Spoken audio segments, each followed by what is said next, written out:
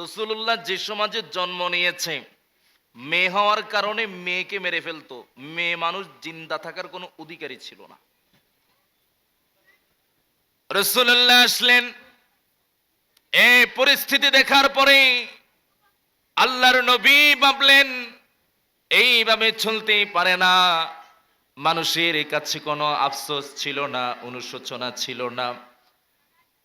আহা, একটা ছোট্ট নিষ্পাপ শিশু মাত্র জন্ম নিয়েছে, দুনিয়ার আলো বাতাস দেখার আগেই, মা বাবা ডাকার আগেই, দুনিয়ার নাজ নিয়ামত ভক্ষণ করার আগেই, শুধুমাত্র মেয়ে হয়ে জন্মগ্রহণ করার কারণে ওই ছোট্ট নিষ্পাপ শিশুটাকে মক্কার জাহেলি সমাজ মাটিতে পুঁতে জীবন্ত কবর দিয়ে তারপরে তাকে নির্মমভাবে হত্যা করে ফেলতো।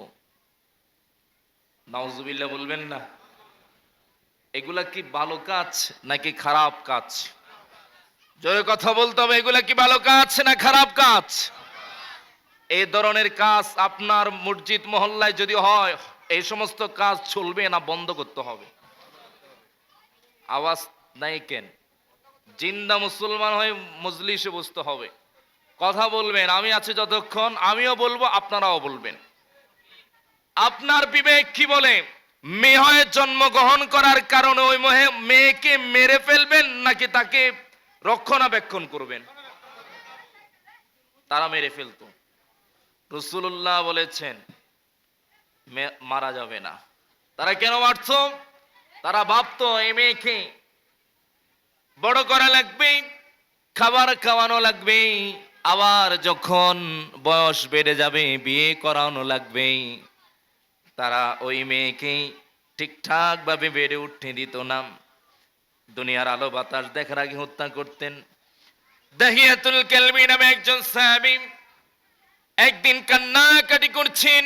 দাহিয়াতুল কালবি সেই সাহাবী আল্লাহ রাসূল সাল্লাল্লাহু আলাইহি ওয়াসাল্লামের কাছে জিবরাইল আলাইহিস সালাম ওহী নিয়ে আসতেন, আল্লাহর পক্ষ থেকে কোরআন নিয়ে আসতেন।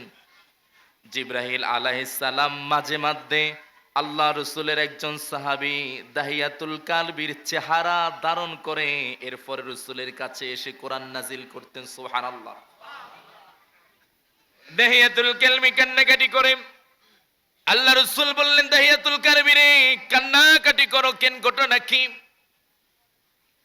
দাহিয়াতুল কালবি বলে, ইয়া রাসূলুল্লাহ, ইসলাম গ্রহণ করার পূর্বে আমি তো মক্কার একটা গোত্রের সমাজের সরদার ছিলাম, আমারও তো একটা মেয়ে ছিল। ও রাসূল, আমি আমার মেয়েকে একটা দুইটা নয় কয়েকটা মেয়ের হত্যা করেছিলাম। কেন হত্যা করেছি? কারণ মক্কায় কারো করে মেয়ে সন্তান জন্ম নিয়ে তার বাঁচার অধিকারটা আমি নিজে নষ্ট করতাম, এটা আমার দায়িত্ব ছিল সমাজের সরদারের কারণে। তা আমি সমাজের সরদার, আমার ঘরে মেয়ে মানুষ বড় হবে, লোকেরা বলবে আমাদের মেয়েকে মারো, নিজের মেয়ের বাঁচায় রাখো। এই জন্য আমি আমার মেয়েগুলারও হত্যা করতাম। কিন্তু আমার স্ত্রী বুদ্ধি খাটি আমার একটা কন্যা সন্তানকে তার নানির বাড়িতে পাঠিয়ে দিয়েছি, সেখানেই অবস্থান করেছিল। সন্তান ভূমিষ্ঠ হওয়ার আগে সেখানে চলে গিয়েছেন। আমার সাথে কৌশল করে বলেছে ছেলে সন্তান হয়েছে, মেয়ে সন্তান হয়নি। ইয়া রাসূলুল্লাহ, আমি আমার ওই মেয়ে সন্তানকে আমি দেখি নাই, জানি না। হঠাৎ একদিন ওই মেয়ে সন্তান আমার সামনে পড়ে গিয়েছি। এর আগে আমার স্ত্রী আমার মেয়েকে বলেছিল, মেয়ে যখন জানতে চায় আমার বাবা কোথায়, স্ত্রী বলতেন তোমার বাবা খুব খারাপ মানুষ, তোমারে মেরে ফেলবে, সে ভালো না। মেয়েকে বাবার সম্পর্কে অনেক কথা বলতেন, মেয়ে আর ভয়ে বাবার কাছে যেত না। একদিন যখন পড়ে গেল, তিনি চেহারা দেখেই বুঝলেন এটা মনে হয় আমার মেয়ে হতে পারে। স্ত্রীকে ধরলেন, বললেন আসলে তুমি আমার কাছ থেকে কিছু একটা লুকাচ্ছ মনে হয়, এটাকে তো এই মেয়েটাকে মনে হয় আমার মেয়ে। স্বীকার করে নিলেন হ্যাঁ এটা তোমার মেয়ে। স্বীকার করার পরে তিনি মেয়েকে কোলে নিলেন, বুকে নিলেন, চুমু খেলেন, আদর করলেন, খুব মায়া দেখালেন। মেয়ে খুশি, মাকে বলে, ও মা, তুমি যে বললা আমার বাবা নাকি খুব খারাপ, আমাকে নাকি পেলে মেরে ফেলবে, কিন্তু আমার আব্বাজান এত ভালো মানুষ, আমাকে পাওয়ার সাথে সাথে তো মারলো না, আমারে আদর করলো, বুকে চুমু দিল, মুখে চুমু দিল, গলায় চুমু দিল, কত আদর যত্ন করলো। আব্বাজান, তুমি এতদিন আমার বাবার সাথে কেন আমার দেখা করাই দাও নাই? মেয়ে খুশি হয়ে বাবার সাথে ঘোরাফেরা করে। কিছুদিন যেতে না যেতেই দাহিয়াতুল কালবি তার স্ত্রীকে বললেন, ও আমার স্ত্রী, আমার মেয়েরে নিয়ে একদিন ঘুরতে যাব। ঘুরার নাম করে অথবা নানার বাড়ির নাম করে মেয়েরে নিয়ে গেলেন। মেয়েকে নিয়ে যাওয়ার পরে কিছু পথ যাওয়ার পরে মরুভূমির এক প্রান্তে গর্ত খনন করার সময় মেয়ে বলে, বাবা, তুমি আমাদেরকে এই দিকে কেন নিয়ে আসলাম? নানার বাড়ির রাস্তা তো আরেক দিকে। কিন্তু বাবা কোনো কথা না বলে মেয়েকে নিয়ে গেলেন, গর্ত খনন করলেন। গর্ত খনন কালে বাবার মাথা থেকে গাম পড়ে, আর মেয়ের পোশাক দিয়া বাবার মাথার গামগুলা মুছিয়ে দে। সুবহানাল্লাহ। বাবার গায়ের মধ্যে বালু এসে লাগে, মেয়ে বাবার শরীর থেকে বালুগুলা দূর করে দেন।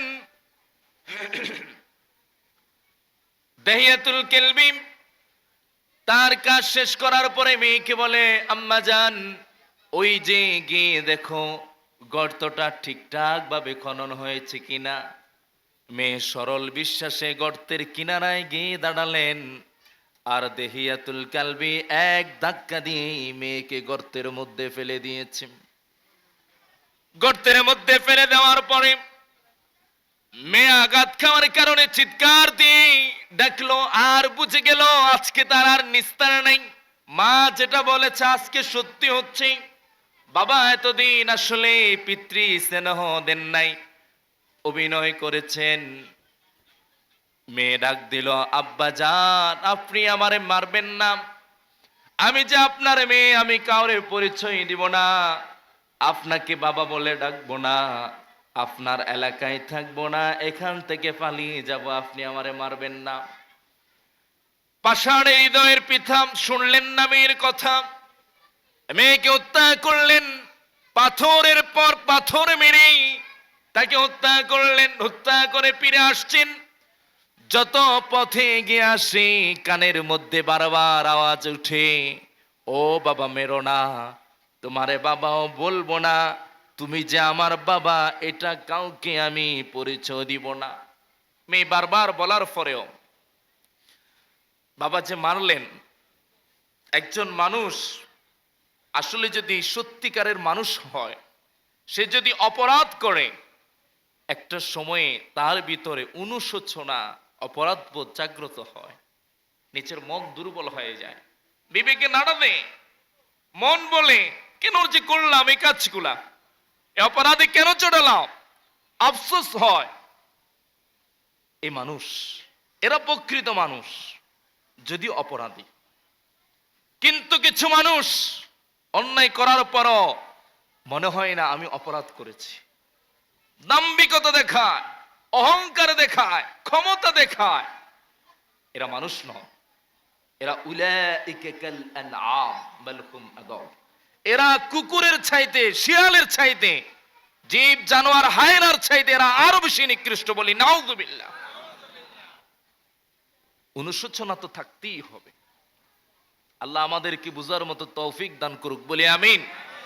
দাহিয়াতুল কালবি রাসূলকে বললেন, ইয়া রাসূলুল্লাহ, নিজাতে নিজের মেয়ের আমি মেরেছি, শত শত মায়ের বুক আমি খালি করেছি, কোল খালি করলাম। রাসূল, আমার ঘুম হয় না, আমি ঘুমাতে পারি না, আমি ঠিকভাবে খাইতে পারি না, আমি যখনই ঘুমাতে যাই ঘুমের মধ্যে যেন আমার মেয়ে এসে বলে, বাবা তুমি আমারে মেরো না, আমি যে এতগুলা মানুষ মারলাম, আমি চোখ খুললে চোখের সামনে এগুলা বেশি উঠে। ইয়া রাসূল, আমি কি এই গুনাহ থেকে আল্লাহর কাছে পার পেতে পারবো না। রাসূল বললেন, ও দাহিয়াতুল কালবি, শুনো, তুমি যে ঈমান এনেছো, ঈমান আনার কারণে, দ্বীনের জ্ঞান না পাওয়ার কারণে, জাহেলিয়াতের অজ্ঞতার মাঝে নিমজ্জিত থাকার কারণে তুমি যে অপরাধ করেছো, মালিক আল্লাহ সুবহানাহু ওয়া তাআলা, তুমি তাওহীদের দিকে আসার কারণে, আল্লাহর একত্ববাদের দিকে আসার কারণে, আল্লাহকে রব মেনে আল্লাহর দ্বীনকে আঁকড়ে ধরার কারণে তোমার অতীত জীবনের সমস্ত গুনাহ আল্লাহ মাফ করে তোমাকে মাসুম বানিয়ে দিয়েছে। সুবহানাল্লাহ। আল্লাহ কোরআন নাজিল করলেন,